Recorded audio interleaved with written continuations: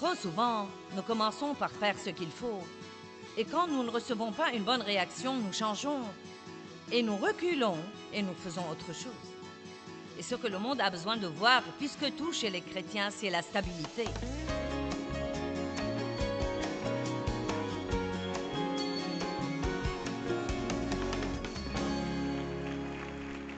Eh bien, quelqu'un peut deviner ce que je vais enseigner?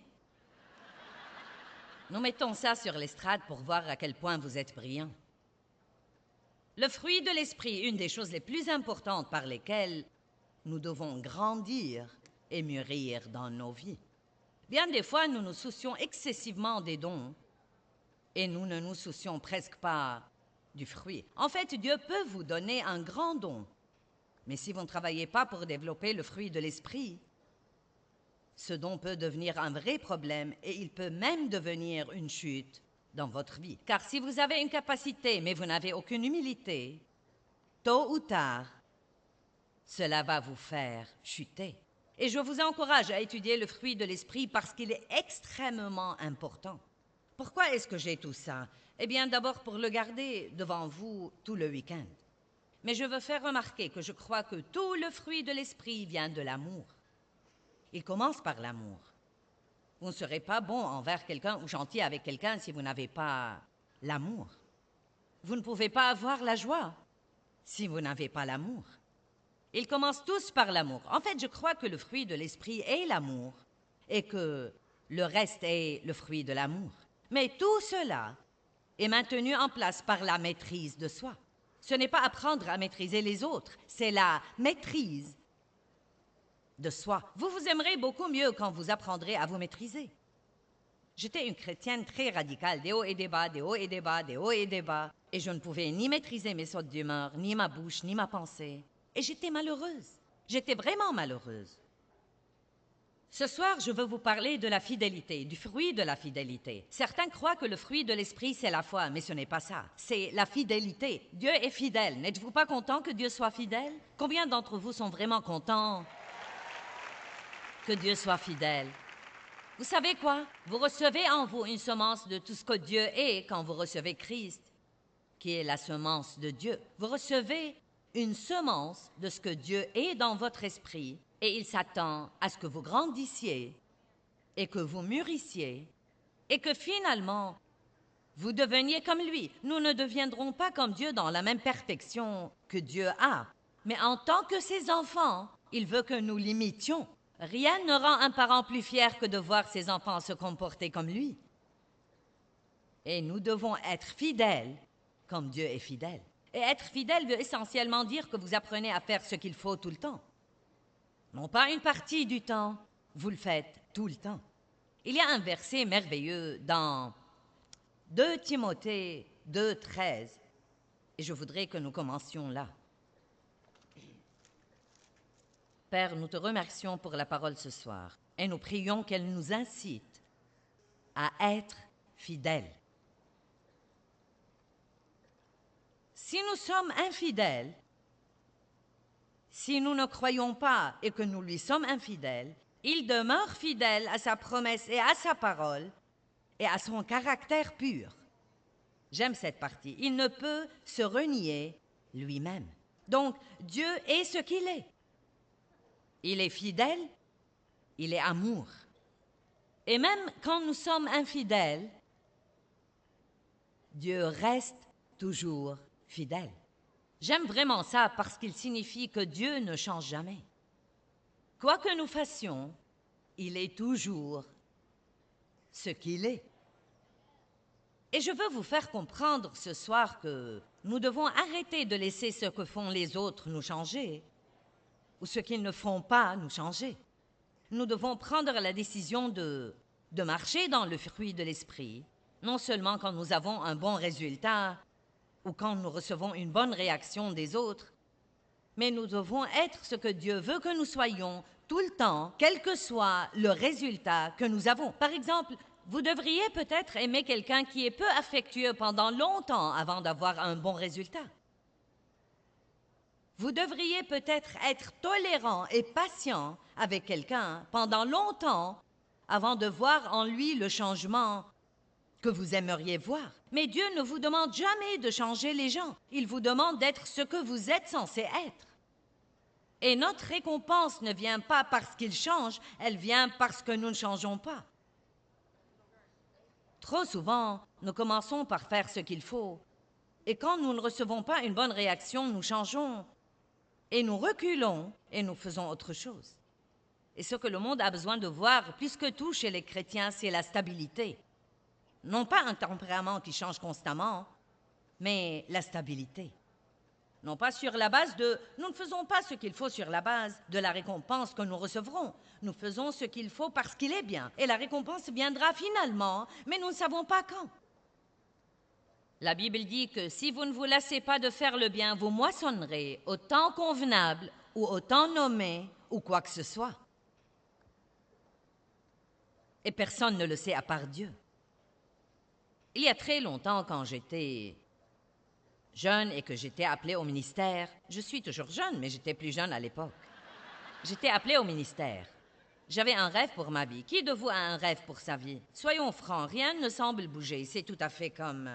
Vous avez votre rêve là et vous n'avez pas les résultats rapides que vous aimeriez avoir. Combien d'entre vous avez un rêve, mais vous n'avez pas les résultats rapides que vous aimeriez avoir? Combien d'entre vous croient depuis longtemps? Longtemps déjà. Bon, écoutez. Eh bien, la Bible dit que Dieu n'est pas lent, mais il n'est certainement pas pressé non plus. Il n'est jamais en retard, mais il n'est pas en avance non plus. Et donc, on me citait ce verset tout le temps pour m'encourager. Ne nous laissons pas de faire le bien, car nous moissonnerons au temps convenable si nous ne nous relâchons pas. Vous savez, les toutes premières fois, c'était agréable. Je l'ai pris comme un encouragement et j'ai pensé, Dieu soit loué. Une autre semaine, un autre jour, un autre mois. Ensuite, ça a plutôt commencé à m'irriter. Car j'ai continué à l'écouter. Un soir, j'étais dans une réunion d'église. Il y avait 60, 70 personnes. Et il y avait un homme qui avait un don prophétique qui prêchait ce soir-là. Et j'étais très découragée, très lasse et fatiguée d'attendre. Et il a dit, « Oui, toi, la jeune femme dans telle et telle place et telle rangée. Eh bien, le Seigneur te dit. » Et je pense, « Ouais! Maintenant, je vais avoir beaucoup de conseils de Dieu. » Et lève-toi, veux-tu te lever, s'il te plaît? Je me suis levée. Ne nous lassons pas de faire le bien, car nous moissonnerons au temps convenable si nous ne nous relâchons pas. Non, mais ça m'a en fait exaspérée. Vous savez, j'ai eu presque envie de le frapper. J'étais comme, est-ce que c'est tout ce qu'on doit jamais me dire? Dieu, est-ce que c'est tout ce que tu dois jamais me dire? Et donc, je me souviens qu'il y avait un parking rocailleux, un parking de gravier à l'église. Et quand je suis partie, je donnais des coups de pied au gravier. Ne nous lassons pas de faire le bien, car nous moissonnerons au temps convenable si nous ne nous relâchons pas. Et finalement, j'ai dit, Dieu, qu'est-ce que cela veut dire? Et j'ai entendu le Seigneur dire si doucement, juste continue à continuer. Juste continue à continuer. Et vous savez, même quand vous n'avez pas encore le résultat que vous aimeriez avoir,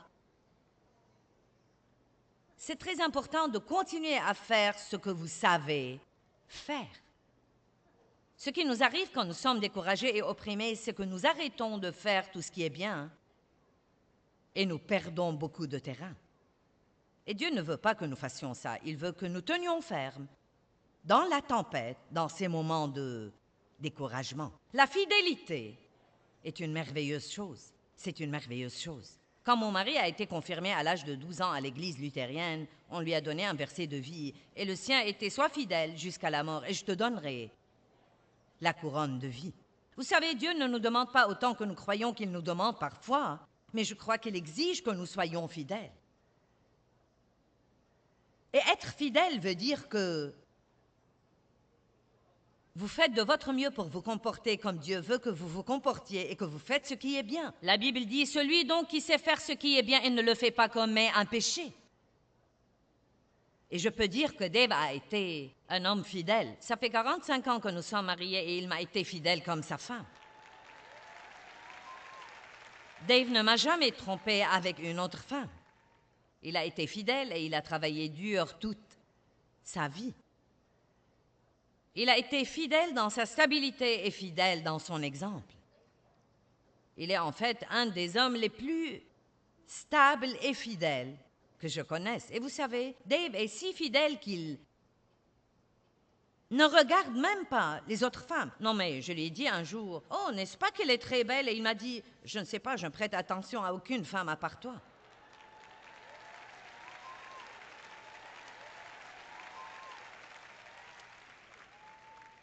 Ou bien il dit, « Eh bien, tu sais, je ne sais pas si elle est belle ou non, tu sais. Tu es ma femme. Tu es belle, je te regarde à toi. » Et je suis heureuse de dire que j'ai été fidèle à Dave pendant 45 ans. Maintenant, si vous êtes là et que vous avez fait des erreurs sur ce plan, ça ne veut pas dire que vous ne pouvez pas être pardonné, mais c'est mieux d'être fidèle. C'est mieux de faire ce qu'il faut que de faire ce qu'il ne faut pas. Ne nous laissons pas de faire le bien, car nous moissonnerons au temps convenable si nous ne nous relâchons pas. Dieu est le chef et le consommateur de notre foi. Il ne commence pas les choses et ne les finit pas. Il finit toujours ce qu'il commence. Dieu finit toujours ce qu'il commence. Celui qui a commencé en vous une œuvre excellente est bien capable d'en poursuivre l'achèvement. Et nous devons finir ce que nous commençons. Nous devons finir ce que nous commençons. Ça fait partie de la fidélité, de ne pas juste commencer les choses. Vous savez, il ne faut pas beaucoup de caractère pour commencer les choses. N'importe qui peut commencer quelque chose, car avec toute nouveauté, vous avez beaucoup d'émotions. Vous n'avez pas encore eu les problèmes que vous aurez si vous le finissez. Beaucoup de fois, les gens vous applaudissent et vous acclament « Oui, oui, oui, allez, allez ». Mais quand ils s'en vont tous et qu'il ne reste personne que vous et le travail dur et parfois le jugement et les critiques et les gens qui rient et se moquent de vous et même les gens qui vous disent d'abandonner, dans ces moments-là, nous découvrons qui est fidèle et qui n'est pas fidèle. Les paroles ne coûtent rien. N'importe qui peut dire « je vais faire ceci et cela, je vais faire ceci et cela », mais pour finir, j'aime ce que Jésus a dit dans Jean 17, 4. « Père, glorifie-moi maintenant, car j'ai achevé l'œuvre que tu m'as donnée à faire. » Paul a dit, « Si seulement je pouvais achever ma course avec joie. » Les grands hommes et femmes de Dieu, les patriarches que nous voyons dans la Bible, ont fini ce qu'ils ont commencé. Et nous pouvons commencer même par finir de petits projets que nous commençons à la maison. Tout commence à la maison, vous savez? Tout commence à la maison derrière les portes fermées. Nous ne pouvons jamais avoir de grands succès en public si nous n'avons pas de petits succès derrière les portes fermées. Nous ne pouvons jamais faire quelque chose de grand devant quelqu'un à moins de faire de grandes choses. Bien qu'elles soient de petites choses, elles sont toujours grandes pour Dieu quand personne ne nous voit à part Dieu. La Bible dit que Moïse était fidèle dans toute la maison de Dieu. Il était un homme fidèle. Il était l'homme le plus doux sur la surface de la terre quand Dieu l'a appelé. Le plus humble, le plus doux et le plus fidèle. Ce fruit a joué en sa faveur. Mais vous savez où il l'a eu? Non pas en étant le grand leader des Israélites, mais dans un trou perdu pendant 40 ans. On n'apprend rien sur Moïse pendant ces 40 ans. Il a été caché par Dieu pendant 40 ans. Dieu seul sait tout ce qu'il a enduré là-bas, mais c'est là où il a appris la fidélité. Il a été là 14 600 jours, 40 ans. J'ai fait le calcul car je crois que nous ne le comprenons pas parfois. 40 années. 40 années dans le désert. 40 années à mener les Israélites dans le désert. J'espère que Dieu a surmonté le truc de 40 ans et peut-être maintenant, dans ces derniers jours, il fait avancer les choses plus vite et nous pouvons les avoir plus vite. C'est si facile de voir où quelqu'un en est, mais nous n'imaginons pas ce que ça lui a coûté pour y arriver. C'est pourquoi ça mérite vraiment quand les gens jugent des gens qui réussissent quand ils n'ont aucune idée de ce que ça leur a coûté pour arriver là où ils sont. Et je dis toujours, ne jalousez jamais quelqu'un pour ce qu'il a si vous ne voulez pas faire ce qu'il a fait pour l'avoir. Amen. Vous savez ce qu'est la fidélité? La fidélité veut dire que vous savez ce que Dieu vous dit de faire et que vous le faites encore et encore, encore et encore, encore et encore, encore et encore, encore et encore, encore et encore, encore et encore, encore et encore et encore et encore et encore.